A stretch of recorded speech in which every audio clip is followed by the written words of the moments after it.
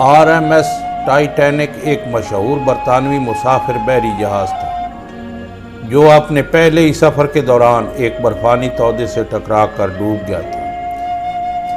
اس حادثے میں ہلاک ہونے والوں کی تعداد 1512 افراد تھی۔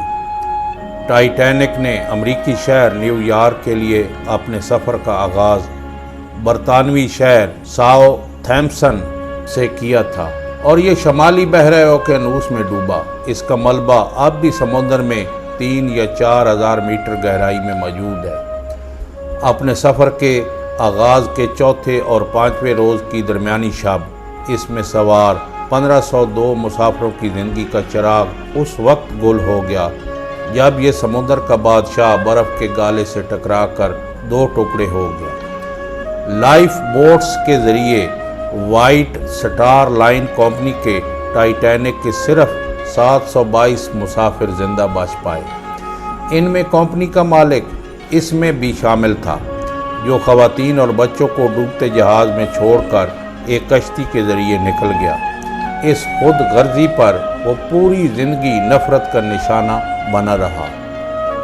دوسری طرف جہاز کا کپتان ایڈورڈ جان سمتھ بیشتر عملے کے ساتھ خواتین اور بچوں کو بچانے کی کوشش میں خود ڈوب کر انسانیت پر احسان کر گیا۔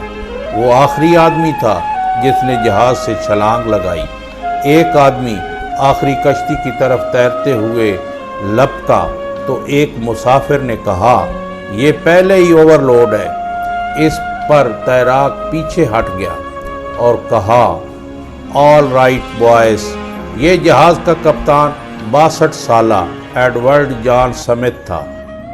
ٹائٹینک جہاز تک پہنچنے کے لیے آپ کو تقریباً 4 کلومیٹر سمندر کے نیچے جانا ہوگا، جو ناممکن ہے کیونکہ سمندر میں آپ جتنی گہرائی میں جاتے ہیں اتنا ہی پانی کا پریشر زیادہ ہو جاتا ہے۔ آج تک کوئی غوطہ خور ٹائٹینک تک نہیں پہنچ پایا۔ یہ ڈسکوری ایک غوطہ خور گاڑی کے ذریعے ٹائٹینک کے ڈوبنے کے تقریباً 70 سال بعد ممکن ہو پائی۔ غوطہ خور حضرات اس جہاز کے ملبے کے سامان نکال کر بڑی قیمت میں بیچ دیتے ہیں۔ اگرچہ یہ ایک جرم ہے لیکن اس سے متعلق کئی واقعات سامنے آئے ہیں۔ اب ایک نئی تحقیق میں اندیت دیا گیا ہے کہ 14 اپریل 1912 کی شب زمین کے مقناطیسی کرے میں عارضی انتشار ٹائٹینک کے حادثے کا باعث بنا۔ اس تحقیق میں یہ خیال پیش کیا گیا ہے کہ یہ شمسی طوفان اتنا طاقتور تھا جو اس مقام پر ناردرن لائٹس کا باعث بنا۔ شمالی بحیرہ اوقیانوس میں برفانی تودوں کے حوالے سے وہاں سفر کرنے والے دیگر بحری جہازوں کی معلومات سے آگاہ رہنے کے لیے ٹائٹینک کے کپتان ایڈورڈ جان اسمتھ نے حکم دیا تھا کہ زیادہ خطرناک علاقے میں جانے سے گریز کیا جائے، مگر تحقیق میں بتایا گیا کہ اس شمسی طوفان کے نتیجے میں یہاں کی سمت میں کمپاس کی خرابی کے نتیجے میں معمولی تبدیلی آئی اور خطرناک برفانی علاقے میں جانے سے بچنے کی بجائے وہ بحری جہاز سیدھا اس طرف چلا گیا۔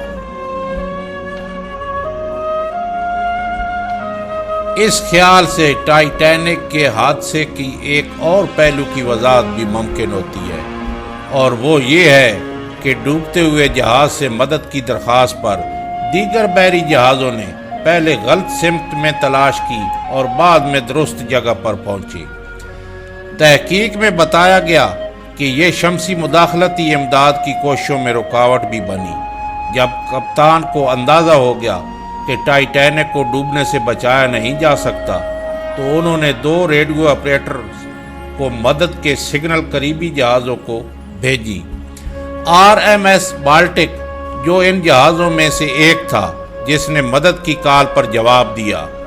RMS بالٹک کے عملے نے بتایا کہ اس رات ریڈیو سگنلز بہت عجیب تھے اور بیشتر پیغامات پڑھے نہیں جا سکے اور ٹائٹینک کا جواب کبھی نہ مل سکا۔